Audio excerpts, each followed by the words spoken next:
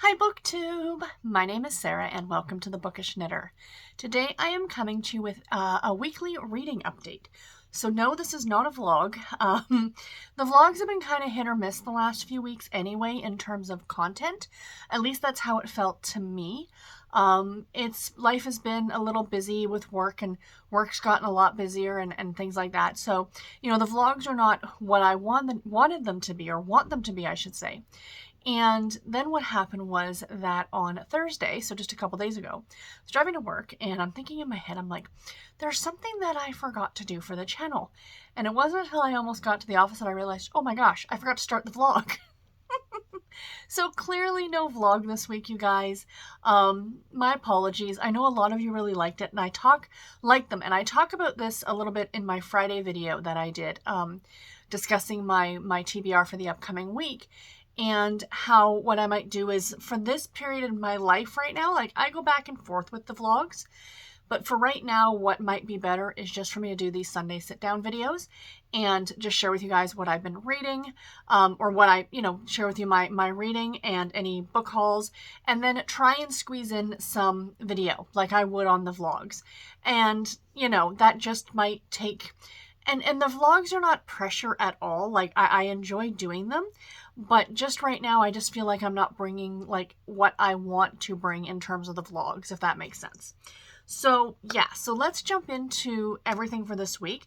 So I have 4 books that I'm going to be reviewing for you guys. And I have a stack of book haul. I have a book haul here. That's the word I'm looking for.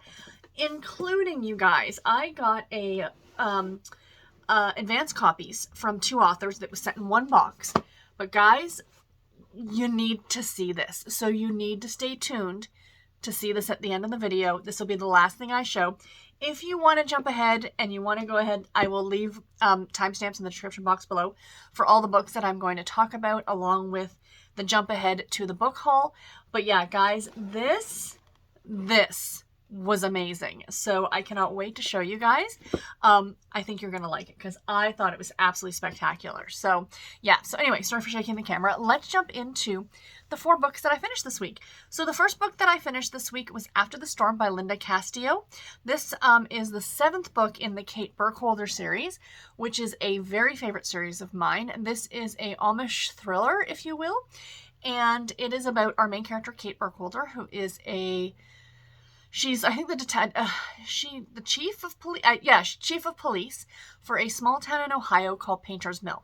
Now, she is former Amish. She grew up in the church and raised by an Amish family, and not raised by. She is from an Amish family, and her brother and sister did join the church, and they are both Amish. Her parents have since passed away. But she took off for the big city, I guess, during her Rumspringer, decided not to join the church, and then she came back when she got the job in the police department. So she is in a way a liaison between the Amish in town and the English, as they call them. Because she still knows Pennsylvania Dutch. She can slip in and out of that language very, very easily. I mean, she spoke it for the first however many years of her life and still does speak it with her brother and sister. So that's kind of the basis of this series. And then when I say thriller, like I said, she's the chief of police. And there's a lot of stuff that happens within this town. It is very much a Amish type community. There's a lot of Amish in the town and in the surrounding area. So yeah, it's a great series. It's a very gritty series. This would be a great series if you're looking for something for the gritty prompt. For March Mystery Madness, this series would definitely fit the bill. Also, just as a side note, stay tuned in the next few weeks. There will be an announcement video for Amish in April. It's coming back this year. Elizabeth and I are doing it again. Super excited. We have very, very simple prompts for this year. So stay tuned for that. And this series would fit one of those prompts, in my opinion.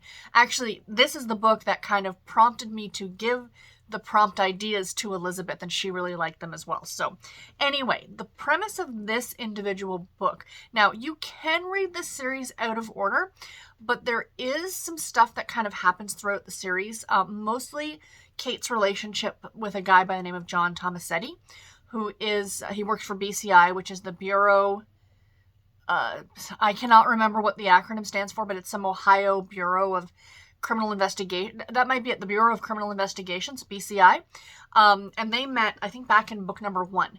And it's kind of chronicling their relationship. So that's pretty much what you would be spoiled for if you read these books out of order.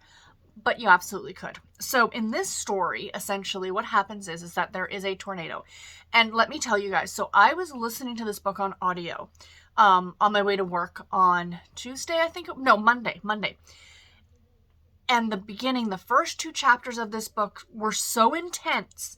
As I was driving to work, I was gripping the steering wheel because she's talking the tornado and how it ripped through the town and all these things. And it was one of the most intense scenes or chapters I have read in a book in a long, long time.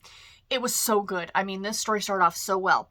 So then what happens is this tornado actually uncovers these bones. But the thing is with this story is that you know what happens. Like, they flash back at the beginning to when this guy, which was pretty brutal, guys, by the way. There are ways to die that are bad, and then there's the way that this guy died. And it was like, you know, it's one of those, on a list of ways I would not want to go, this is somewhere near the top. It involved pigs. That's all I'm going to say. And, but anyway, he was murdered. But you kind of know who it is and why. So, like, there's no mystery aspect in this. Like, Kate is trying to figure it all out, right? But you as the reader kind of already know. But still, it was still totally engaging. The aftermath of this tornado, amazing. Guys, 5 stars. This has been my favorite book so far that I have read this year. So, I mean, I know we're only in early March, but it's still my favorite book that I have read this year. The next book that I finished was Claudia and the Clue in the Photograph by Anne M. Martin. This is Babysitters Club Mystery book number 16, and I gave this one 3 stars. This one was cute. It was a little far-fetched. I mean, to be completely... And I think even the babysitters call that out in this book as well. So what happens is that Dawn is still in California. Now, again, I'm reading these in chronological order. So I'm not reading, like, the entire Babysitters Club series, then all the mysteries. I'm reading them as, like, when the mysteries were published, because it does fall in the same timeline with the rest of the regular series. So in this point in the series, Dawn is still in California. She went out there for 6 months to visit her dad and her brother. And everybody misses her, so they decide to put together this, like, photo book called, like, based on this book that came out way back when called A Day in the Life of America, where all these photographers would take pictures all over America of, like, all in one day, and then they put them all together in a book. So essentially the babysitters and their charges were going to do the same thing, go all around Stony Brook, take pictures all on one day, and then send the book to Dawn. So you kind of got that one story happening. Now, the mystery aspect is that Claudia has now taken up photography at summer school. She's taking photography in summer school, along with math. Her parents, she has to take math, but she's like, if I have to take math, I want to do something that's fun as well. So they let her do this photography thing. And she's doing photography, and they're at the bank and taking pictures outside the bank. And she takes a bunch of pictures, and it turns out that, not that the bank was robbed, but that somebody was obviously, like, money was going missing, but it wasn't like a robbery like you would picture where, you know, masked people run into the bank and steal money. Somebody was stealing money, but it was less conspicuous than that, if you will. So the babysitters themselves even joke saying, like, hey, Claudia, wouldn't it be funny if, you know, you got pictures of the perpetrator on your camera? Well, that's what ends up happening. So again, a little far-fetched that she just happened to be there and happened to get these pictures, but it was still a fun story. I liked it. Next one that I finished was Quiet in Her Bones by Nalini Singh. So I gave this one 4 stars. Now, I didn't love this one as much as I wanted to. I'm not saying it was a bad book, because it was a really good book. Nalini Singh is a pretty spectacular author. I have not read her paranormal romance. I'm not a big fan of paranormal romance, but I have read her contemporary, which I think is rugby. Like, the main characters are are they rugby players or football players? And when I say football, I mean like soccer, to us North Americans, soccer. But I'm pretty sure it's rugby. I'm almost betting it's rugby. So her books take place in New Zealand because that is where she is from. So that's the one thing that I really, really like about this. Now, I did listen to parts of this on audio as well, because, you know, when I was driving to work or when I was at the office and stuff like that. And of course, you're getting that New Zealand, Australian narrator voice. And okay, so this is going to sound weird. And I don't know if this makes sense to you guys, but With thrillers, especially thrillers written by women, I assume the main protagonist, like the person telling the story, the person that this is happening to, what have you, is a woman. It's pretty much for every one that I've read, it has been a woman. This is a guy. It's his mother. So the whole plot of this story is it's about 10 years earlier, this woman goes missing. She comes from a very well-to-do family. It's our main character's mother. I can't remember his name. I think they call him Ari. And the mother is Indian, and I think the father is native New Zealand. So anyway, she ends up going missing, and with $250,000 or something like, what is it? It says it right at the front of the book. My mother vanished 10 years ago. So did $250,000 in cash. Now she's back, her bones clothed in scarlet silk. That's all I knew about this going in. Now, I read Nalini Singh's previous thriller called A Madness of Sunshine, and I think I gave that one the same rating, so again, 4 stars. So essentially, like I said, his mother goes missing, and then 10 years later, she's found. And she's found not very far from home. She's in her car, the passenger seat of her car. I don't want to give too much away because this is a thriller, and it's just her bones at this point. But literally, she's in this very, very dense forest that she wouldn't have been found unless, the fact that she was as close to home as she was and she wasn't found for a decade tells you how deep and dense this forest is. So essentially, it's our main character who is a very unreliable narrator. He is telling the story, but you know that going in. Like, was starting to figure some of the things out with things that were being discussed in the book. But bear in mind, guys, there are a lot of characters in this book.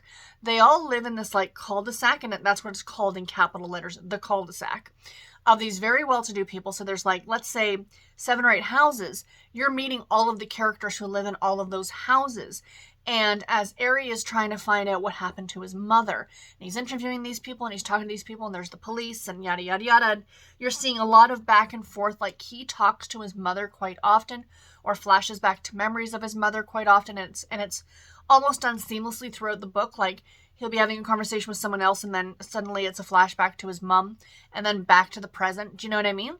And then it also flashes to these transcripts that he's talking to a counselor. I don't want to give it too much away, but the chapters are super short in this, so it does read relatively quickly. But let me rephrase that. It should read relatively quickly. That's how I felt at first going in. But because of the sheer amount of characters, it was kind of one of those you've really got to pay attention to who is who. And you know what I mean? So yeah, I liked it, but I didn't love it. I just felt like there was a little bit too much going on.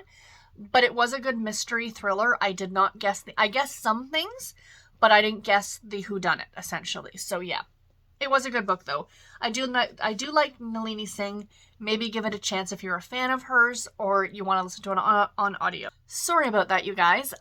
So I had to go and get my Kindle because I wanted to share something with you for this next book that I'm going to talk about. And the Kindle was giving me fits and a whole thing happened. And yeah, so if the camera angle and stuff like that has changed, that's the reason why. But you guys will not have seen any of that because of the magic of editing. So we're back. So the last book that I finished this week was his Maddening, Matchmaker by Virginia Heath. This is a Harlequin historical novel, and it is the second book in the A Very Village Scandal series. Guys, this book was absolutely delightful. 4.5 stars. I loved it so much.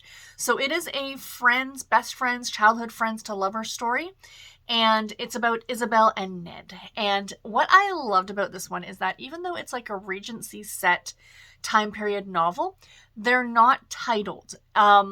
Ned is a farmer. He runs a farm and he owns a farm. And Isabel is the daughter of a shopkeeper.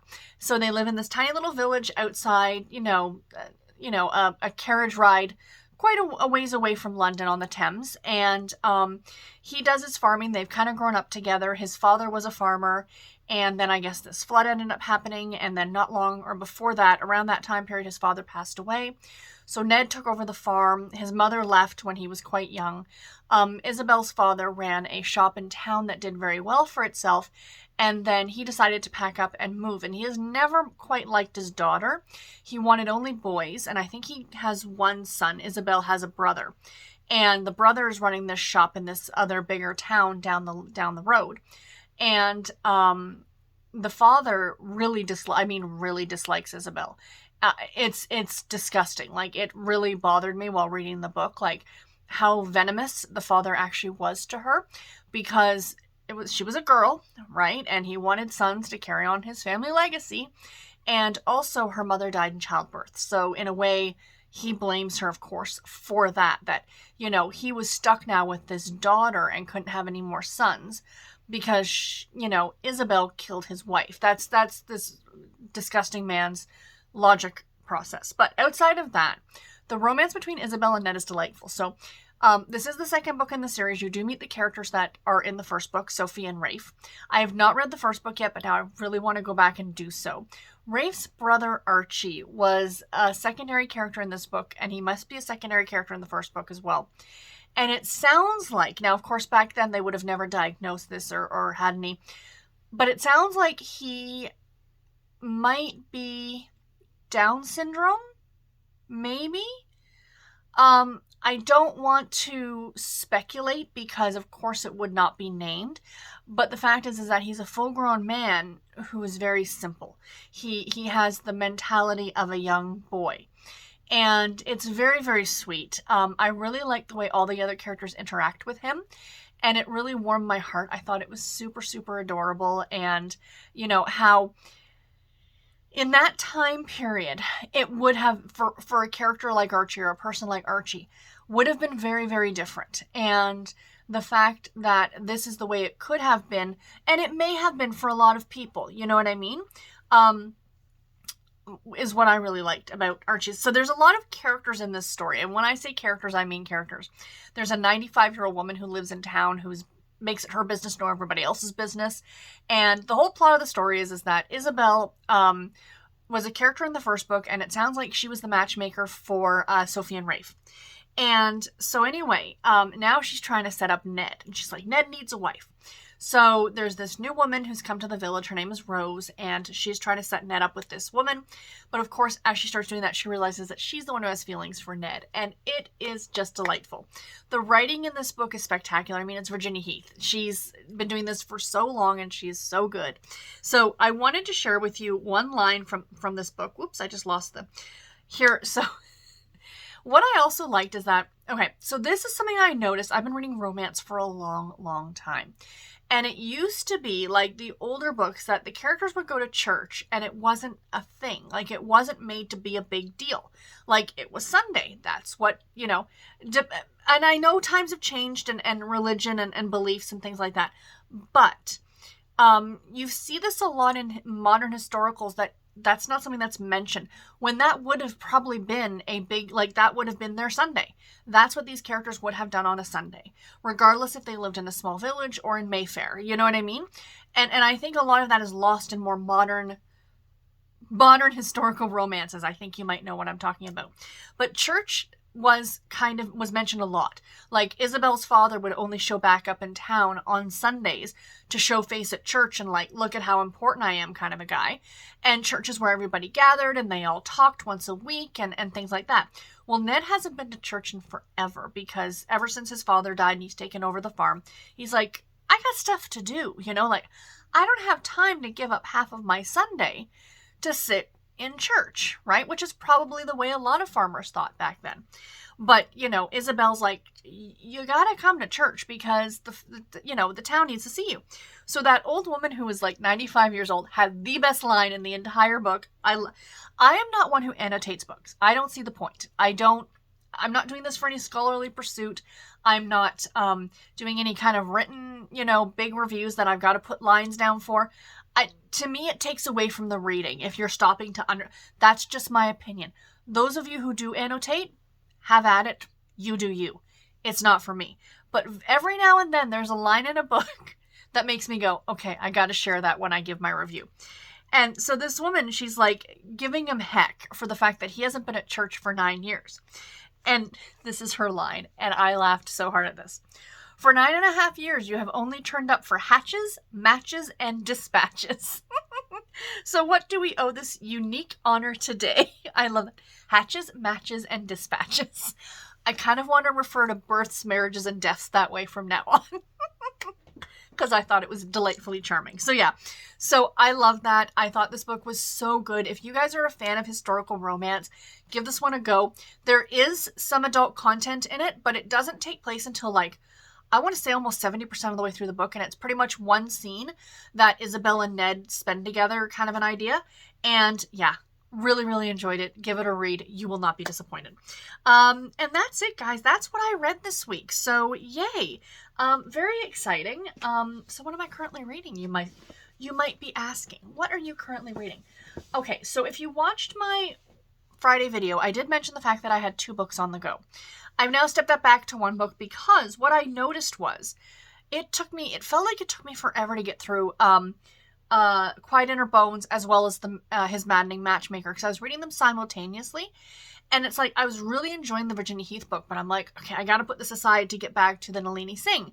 And not that I wasn't enjoying the Nalini Singh, but I just felt like my focus was divided. And I guess maybe that's just how my brain's working now. Like, it's like 1 book at a time, sweetheart, and let's go from there. So what I am currently reading is The Secret in the Old Attic by Nancy Drew, by Carolyn Keene. Maybe somebody named Nancy Drew wrote these. These were all ghostwritten, so it really doesn't matter anyway. But there's the very, very creepy cover with the skeleton hand. So I am reading this on my Kobo. I borrowed it from the library, and I am enjoying it so far. I'm about 3 or 4 chapters in. It's pretty much about a man who, his son died in the war. So this originally was written in 1944, and this edition was republished in the 1970s. So I don't know whether I'm pretty sure these have been updated for the 70s, like, you know, for when they were republished, essentially.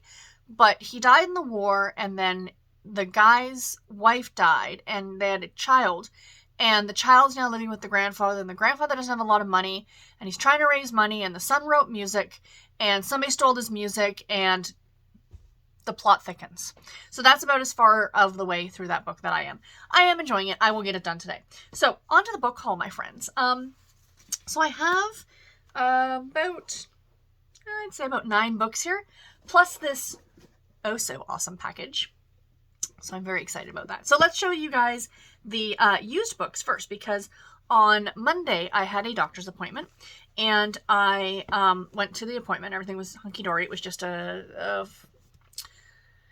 checkup, that's all, nothing important. And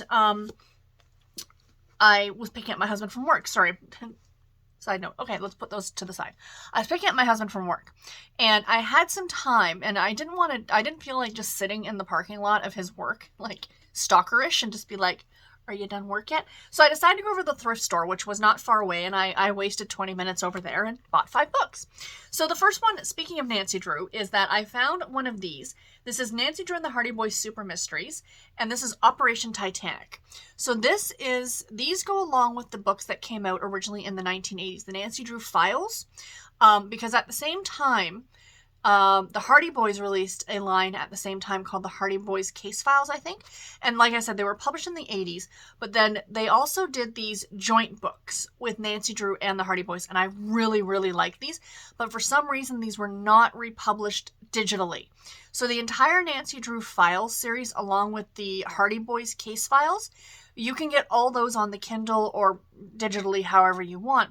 But these dual books, these double books, you can't. So anytime I see them, I pick them up because I'm slowly grabbing all of them, so I'll have all of them to read. And this is Operation Titanic. And it says, America's hottest teen detectives team up when evil plunges to dark new depths on the high seas. So yeah, I'm looking forward to this one. It will be coming much, much later. I won't get to this one for a while because I am actually reading these in publication order along with the regular Nancy Drew Files series. So there are a lot of these, like there's the whole list of them. You know, the first one, Double Crossing, A Crime for Christmas. You know, the older ones are the ones I remember more. These ones I don't think I read, but like I said, anytime I see them, I immediately pick them up. Next up, I found an old Nora Roberts original publication of a category.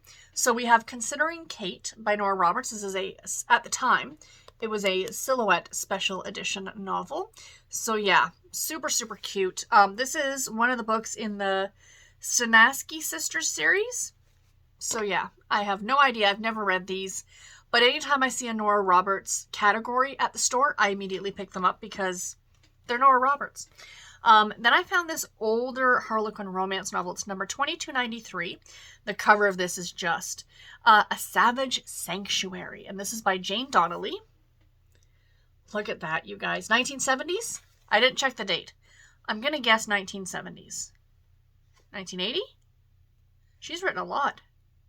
So, original hardcover edition published in 1979 by Mills & Boon Limited. Harlequin edition published November 1979. So, 43 years? 44 years? This is what 44 looks like, by the way, you guys. Today's my birthday. And I was born in 79, and this is 44, so I'll take it. Next up, we have a Harlequin intrigue novel. This is Under Venice by Madeline Sanders, or Saunders, maybe. Look at that cover. This is clearly the 1980s, I think. I was wrong. 1991. So yeah, there we go. Nice. Oh, okay. So this one it does take place in Venice. She leased an apartment. There, Clea hoped to resolve a terrible mystery at the center of her life, or bury her secrets forever. Wow. She is determined to forge a new future, but her secrets had followed her to Venice, to mingle with those of the Cordelia family, whose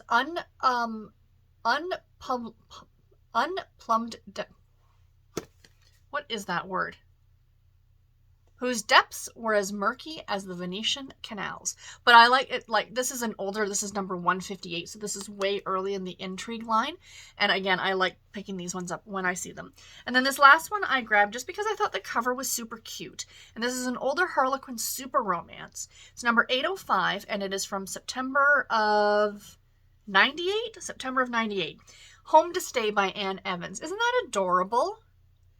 Home. Sometimes it's where you find your heart. 10 years ago, Abby McAllister left Fort Myers, Florida for reasons she couldn't tell anyone. She left her home, her parents, and Riley Kincaid, the man she was going to marry. But now she's back, and her return has nothing to do with Riley. In fact, Abby's hoping she won't run into him before she returns to Boston and her busy law practice. Fat chance because Riley's moved into the house next door. Fort Myers, Florida. I've been there. My grandparents used to have a trailer down there many, many moons ago. I have been there. That's fun. Oh, okay, I like it. I just thought the cover was super cute. And there weren't a lot of older ones at this store, just so happened. But yeah.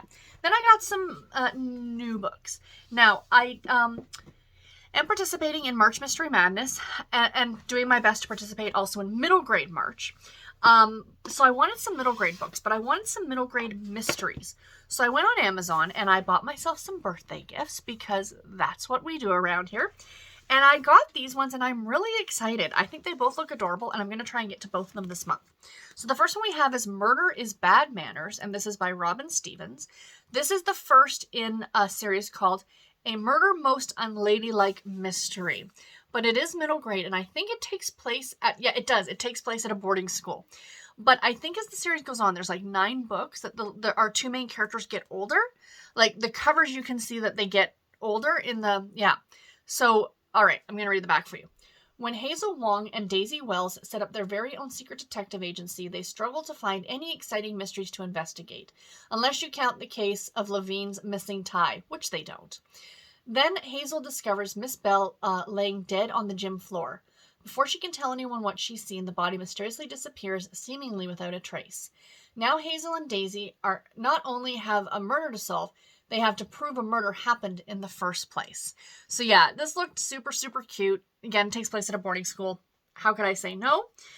Just trying to find a place to put all these. Then I got this one, and this one looked really interesting. Again, it's the first in a series. And it is called City Spies by James Ponty. This looks really good, you guys. Sarah Martinez is a hacker. She recently broke into New York City's foster care system to expose her foster parents as cheats and lawbreakers. However, instead of being hailed as a hero, Sarah finds herself facing years in juvenile detention and, even worse, banned from using computers. Enter Mother, a British spy who offers her a way out of her current problem and the chance to make a home for herself within the top secret M16 agency. So there's, I think, like 5 or 6 of these books, and they all take place in different places all over the world. I love that. I absolutely... Okay. Fun fact about me, you guys. Many, many, many years ago when I was in my teens, I still kind of fancy that I want to be a writer. But I had started writing this detective series, a teen detective series, where they traveled all over the world and solved mysteries. So I feel like this is my idea from way back then, probably written far better and brought to life. So I am really excited about reading this one. I think it's going to be really good. And if I like it, I'm obviously going to pick up the rest of them in the series. And then last but not least, this is one I could read for middle grade March. But I think I'm actually going to save it for October because I know Storm did Halloween. In October of last year of 2022. And I hope she does it again where you kind of read middle grade horror novels. Because I saw this one. I was like, ooh, this one looks super, super spooky. Sorry, there's like glue on the side of my book. Anyway, and this is called Spirit Hunters by Ellen O. And this is the first in a trilogy. Like all of my favorite ghost stories, Spirit Hunters is a pulse-pounding read filled with nonstop thrills, shocking twists, and most importantly, heaps of heart. So this one looks and sounds really good. So I picked this one up as well. There's just something about middle grade books which is just so delightful. Okay, that needs to come off my book. As soon as I finish recording here, I'm going to have to pick that off. I don't know how that got on there, but that's really annoying. And I don't want it to stick there permanently. And then last but not least, for the new books, and then I will get on to the box of excitement. I was at Walmart on Thursday night to go pick up my medication, and I quickly took a look at the books, and I saw this one, and I'm like, oh yeah, that's cute. Then I put it back down on the shelf, got my medication, and came home. And then Garrett wanted to place a quick little order on Amazon. I'm like, you know what?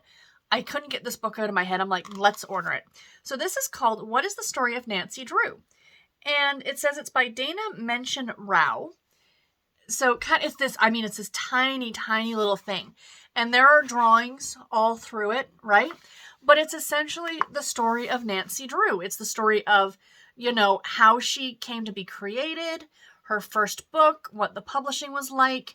There's even, it says here in the back, like a full color timeline from like when the original creator was born to the publishing of The Secret of the Old Clock.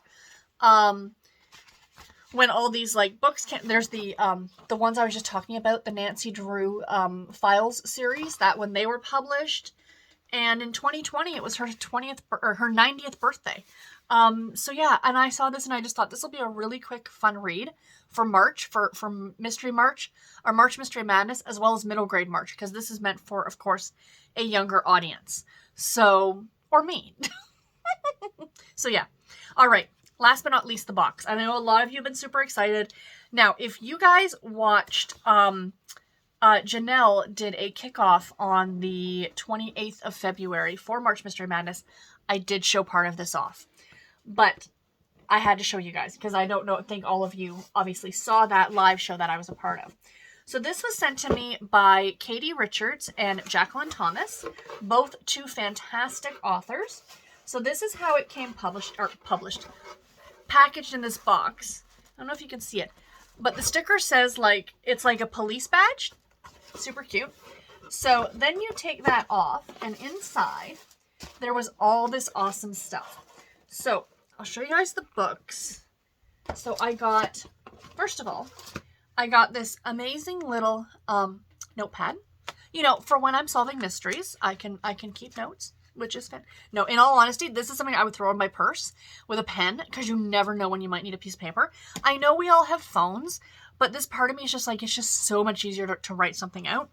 I got a postcard, so I'll probably use this. I might even just stick this up on my wall, which would be pretty cool. So this is the West Investigation series by Katie Richards. They are fantastic. If you guys have not read them, you need to read them. And then I'm going to save the best for last. The books are spectacular, don't get me wrong. But the swag made this. And everybody that I've shown this to has been like, what is that? So first of all, I got the new book from Katie Richards. This comes out next month in April. I cannot wait. It's called Catching the Carling Lake Killer.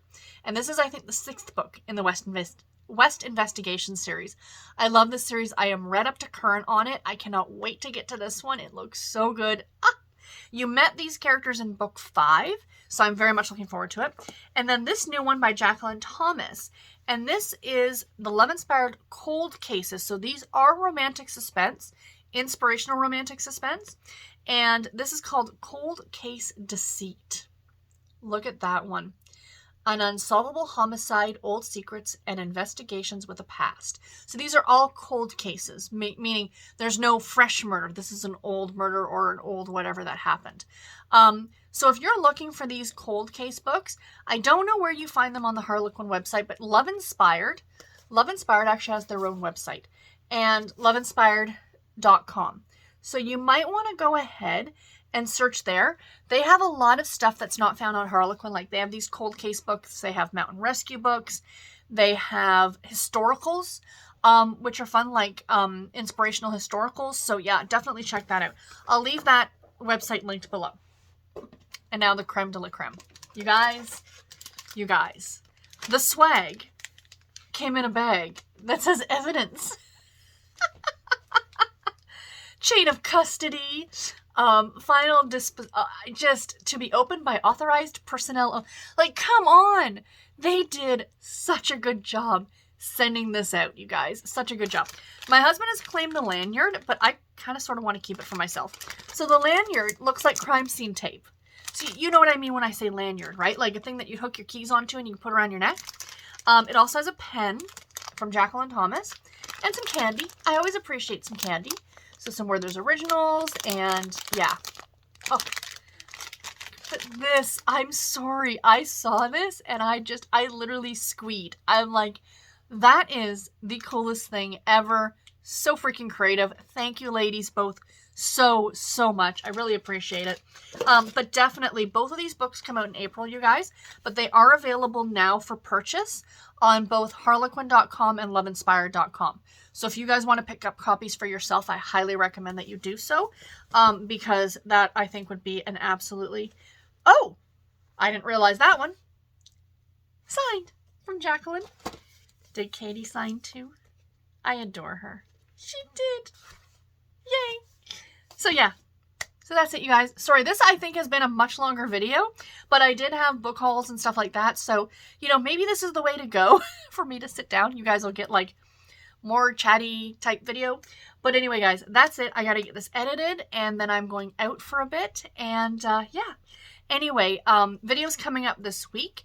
I did mention that I'm going to do March Mystery Madness Mondays, but tomorrow's video, which I'm actually going to film next, is going to be the announcement for the next Create Your Own Readathon. And then on Wednesday, I think is my February wrap up. So do stay tuned for that. Anyway, guys, that's it. Take care until my next video. Happy reading, everybody. And thank you all so much for watching. Bye, guys.